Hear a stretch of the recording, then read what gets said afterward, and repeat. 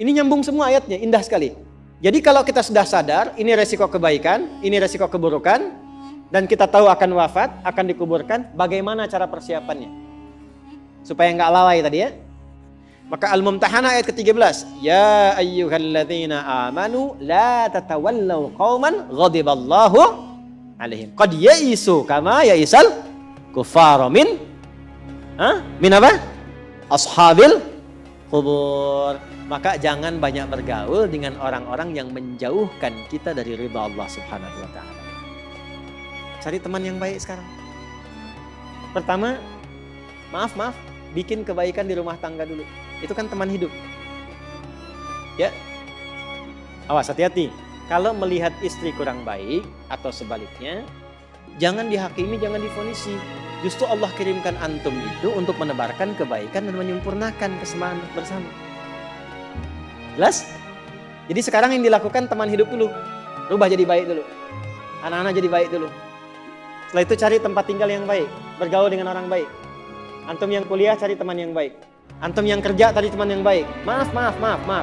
Kalau ada tawaran, kedudukan, hartanya berlipat, tapi menjauhkan Anda dari Allah, ingat ini. Tsumma amatahu fa aqbarah. Ingat saat ditawari itu Anda meninggal. Dikubur. Kan ingat ancamannya. Ingat pasalnya tuh. Ya, ingat suratnya. Paham? Nah, karena itu masukkan ayatnya, jangan sekali-kali menjadikan keadaan di sekitaran kita justru memperkuat datangnya ancaman Allah dan nestapa saat kembali ke alam kuburnya. Bahkan orang-orang yang tidak beriman pun, yang buruk pun, yang beriman tapi maksiat pun, itu sejatinya ketika temannya masuk ke kubur gak mau ikut-ikutan. Makanya disindir oleh Allah. Kamu ini sadar gak sih? Orang yang mengajak kamu maksiat itu, lihat temannya meninggal pun, temannya wafat pun, dia gak pengen ikut. Kadang-kadang dia abaikan. Coba lihat. Ya, ada pimpinan misalnya, tingkat tertinggi. Lihat anak buah bawahnya misalnya. Menjalankan tugas bahkan dari dia untuk berbuat salah, berbuat maksiat. Ya, apakah mengedarkan narkoba atau misalnya membacking kegiatan yang tidak baik. Lalu tiba-tiba dia wafat, apakah peduli atasannya? Tidak. Yang ada yang terjadi jangan bawa-bawa atasan, padahal dia yang nyuruh. Terus Anda mau jadikan teman yang seperti itu? Dia pada kawannya saja nggak bertanggung jawab. Dengan imannya saja dia nggak peduli. Kalau dia dengan Allah saja nggak peduli, kenapa Anda dia jadikan teman? Dan kenapa Anda menjadikannya dia teman? Kalau bahasa anak sekarang tuh begini, Allah aja dia gituin, apalagi kamu. Kan? Ya, Nabi aja dia cuekin, apalagi kamu kan? Ini peringatan Quran, ini bukan dari saya. Ini peringatan Quran. Jangan sekali-kali Anda dimanapun Anda berdinaskah, tugas formal, Anda berdagangkah, jangan berteman dengan orang menyimpang. Karena saat Anda susah pun yang akan peduli. Temannya aja yang sama-sama berbuat menyimpang, dia sisihkan, apalagi Anda. Paham? Teruskan. Quran surah ke 35 Fatir ayat 22. Wa ma yastawil ahya'u wal amwat innallaha yasma'u man yasha wa ma anta bimusmi'in man fil qubur. Kalau Anda masih belum sadar juga, kata Allah, kamu ini masih hidup, masih punya harapan, masih punya bekal. Kalau sudah meninggal, nggak sama keadaan orang hidup dengan wafat.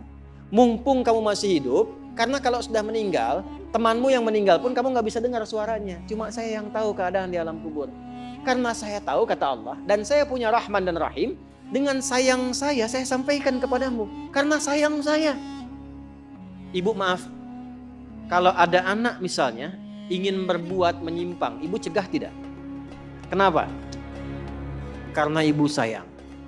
Karena itulah ibu saking sayangnya, maaf, jangankan anak lahir, di dalam saat dikandung pun bukankah dijaga dari yang maksudnya? Dijaga dari yang merusak. Ibu kalau sedang mengandung, mau nggak makan makanan yang kotor? Makanan yang merusak? Tidak kan? Kenapa? Karena sayang kepada bayi yang dikandung, janin yang terkandung. Di tempatnya pun disebut oleh Allah dengan rahim. Karena ada rahim, dijaga betul. Miring kanan susah, kiri susah, telungkup gak mungkin. Dijaga supaya apa? Supaya di dalamnya merasakan ketenangan. Karena apa? Karena ada tempat disebut dengan rahim. Nah, Allah itu sifat rahim melekat kepadanya. Karena sayang dengan kita, diingatkan. Bahasa bebasnya gini, karena saya sayang engkau dengan rahimku. Karena saya cinta kamu dengan rahmanku. Jangan sampai masuk kubur, kamu tersiksa, kamu nestapa. Karena karena beda antara hidup di dunia dengan kehidupan di kubur. Mumpung masih hidup, cari bekal. Karena engkau tak mampu mendengar apa yang terjadi dalam kubur. Jadi kalau tadi Allah sampaikan jangan bergaul dengan yang begini, jangan terlena dengan yang seperti ini, itu karena Allah sayang dengan kita. Itu saja. Jelas ya? Ya, jadi kalau nggak sayang nggak akan mungkin diingatkan.